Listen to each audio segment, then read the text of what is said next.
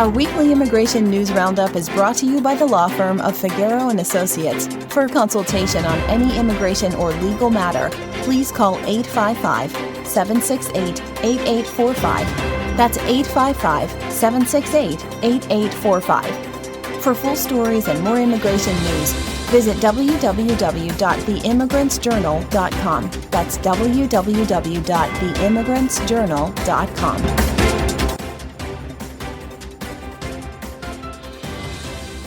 Hello, my name is Mary Campbell, legal assistant at the law firm of Figueroa & Associates, and your presenter with this week's immigration news based on an article by America's Voice. In seeking to turn the IRS into ICE, Trump finally admits that undocumented workers actually do pay taxes. Trump isn't trying to hunt immigrants down to get them to pay their taxes, because they already do. He's trying to find them to abduct them. The Trump administration is reportedly trying to turn the IRS into another immigrant hunting apparatus of the federal government by seeking the confidential information of taxpayers who are even just suspected of being undocumented. Under the agreement, Immigration and Customs Enforcement could submit names and addresses of suspected undocumented immigrants to the IRS to cross-reference with confidential taxpayer databases, said the people who spoke on the condition of anonymity out of fear of professional reprisals. The Washington Post reports, normally, personal tax information, even an individual's name and address, is considered confidential and closely guarded within the IRS. Unlawfully disclosing tax data carries civil and criminal penalties. It's a chilling escalation in Trump's bloody mass detention and deportation agenda, which has widened into a sweeping net that is now ensnaring law-abiding community members with legal status. But Trump's reported effort to seize confidential IRS data is also a tacit admission that, contrary to the right's years of lies and tired myths about undocumented immigrants, these workers actually do pay taxes. Do you really believe they pay taxes? Trump asked during his first presidential campaign in 2016. Yes, because they do. Not only do undocumented workers pay nearly $100 billion in taxes annually and in most areas pay higher state and local tax rates than their wealthiest neighbors, more on this later, his own undocumented workers paid more in taxes than he did. The New York Times reported in 2017 that Trump, a purported billionaire who has spent years stiffing small businesses, paid just $750 in federal taxes in 2017. Yet he claims it's immigrants who aren't paying their fair share.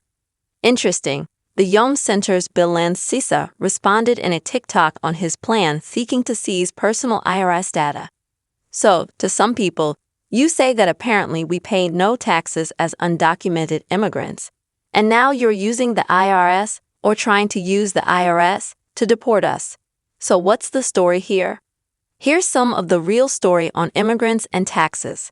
According to the Institute on Taxation and Economic Policy, ITEP, undocumented workers paid an astounding $96.7 billion in federal, state, and local taxes in 2022 alone. Most of that amount, $59.4 billion, was paid to the federal government while the remaining $37.3 billion was paid to state and local governments. 6 of the most immigrant-populous states accounted for a combined $21.1 billion of these contributions, with California leading the way at $8.5 billion in tax revenue. In nearly all states, undocumented immigrants pay higher state and local tax rates than the top 1% of households living within their borders, ITE said. In 2022, undocumented workers paid $25.7 billion into Social Security, $6.4 billion into Medicare, and nearly $2 billion into unemployment, all programs that they're barred from accessing unless they can adjust their legal status. In other words, undocumented workers have been helping subsidize critical federal programs for Americans and getting nothing in return. In 2014, Stephen Goss, the chief actuary of the Social Security Administration, said that undocumented workers paid about $100 billion into Social Security over the previous decade, helping keep the fund solvent for retired and disabled Americans. You could say legitimately that had we not received the contributions that we have had in the past from undocumented immigrants, that would of course diminish our ability to be paying benefits for as long as we now can, he said in 2014. Immigrant households overall paid $524.7 billion in total taxes in 2021, a slight increase since 2019, Immigration Impact said in 2023. This includes $346.3 billion in federal income taxes and $178.4 billion in state and local taxes.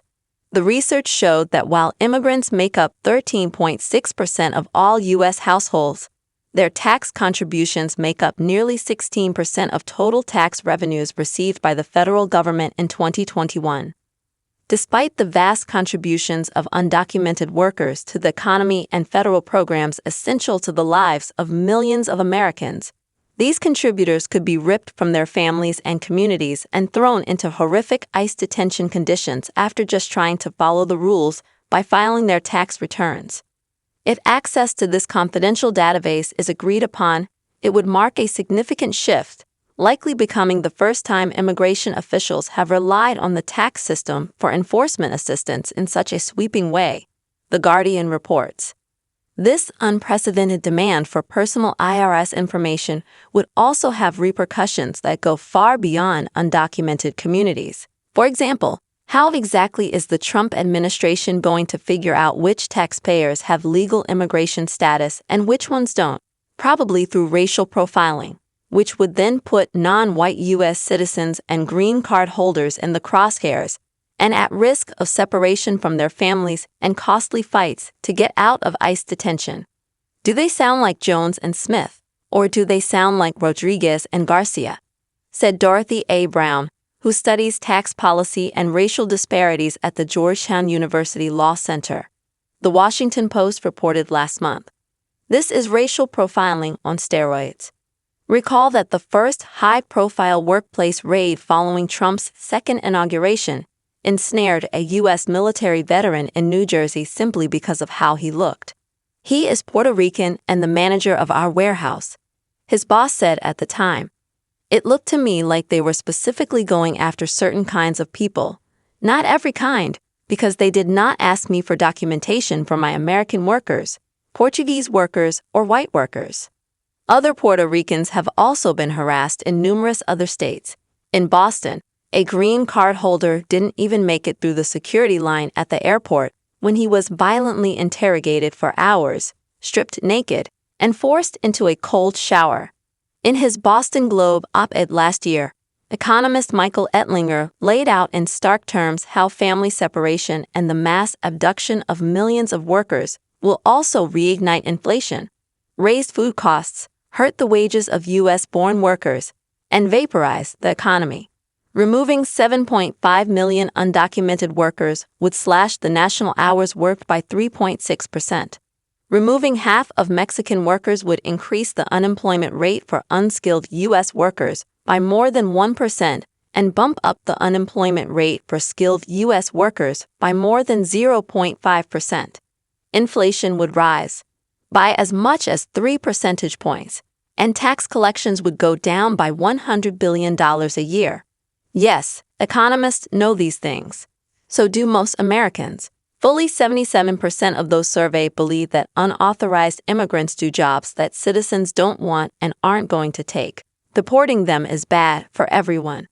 Some states that passed anti-immigrant legislation may be realizing that nativism is costly. In 2023, Florida passed anti-immigrant legislation as part of an effort to boost Governor Ron DeSantis' disastrous presidential run.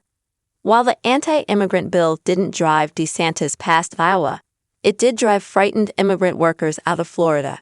Now, state lawmakers are looking at loosening child labor laws in order to fill the shortage they've only exacerbated. Undocumented immigrants are here. They have American children, own homes, pay taxes, and contribute. It would be so much simpler for purposes of reform and stabilizing the economy if we just allowed them to apply for legalization. Instead, This immigrant-obsessed administration is seeking to turn the IRS into an apparatus of ICE to purge millions of workers and their contributions. And can an administration that has committed the most disastrous security breach in recent memory truly be trusted with this sort of personal information?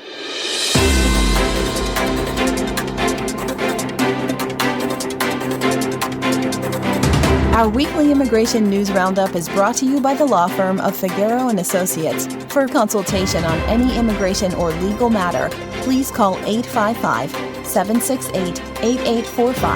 That's 855-768-8845. For full stories and more immigration news, visit www.theimmigrantsjournal.com. That's www.theimmigrantsjournal.com.